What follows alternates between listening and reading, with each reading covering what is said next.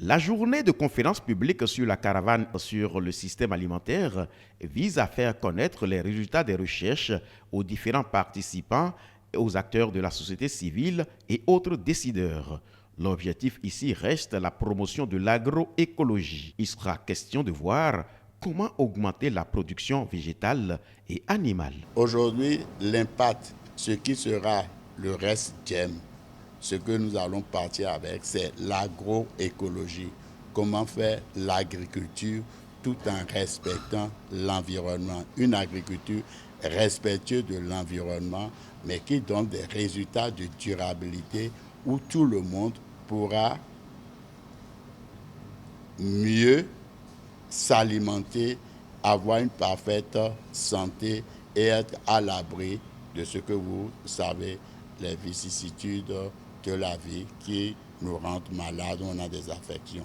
Donc comment est-ce que nous allons manger sainement à partir de la valorisation de certains insectes dans l'alimentation animale. Et ces animaux, ça vient dans l'alimentation humaine. Et bien entendu, tout ce qu'ils ont comme sous-produits, nous allons les valoriser dans la fertilité des sols pour produire encore d'autres vivres, les légumes, dont les végétaux, les champignons et j'en passe. Que pouvons-nous alors retenir en substance de cette rencontre? Le projet phare que nous avons dans notre pays, c'est le projet transition agroécologique dans les zones cotonnières du Bénin. Ça donne déjà le top de ce qui se fait et il y a des micro-projets aussi comme ça qui se font et il est intéressant de faire connaître au grand public. Par le système agroécologique, on peut augmenter la production.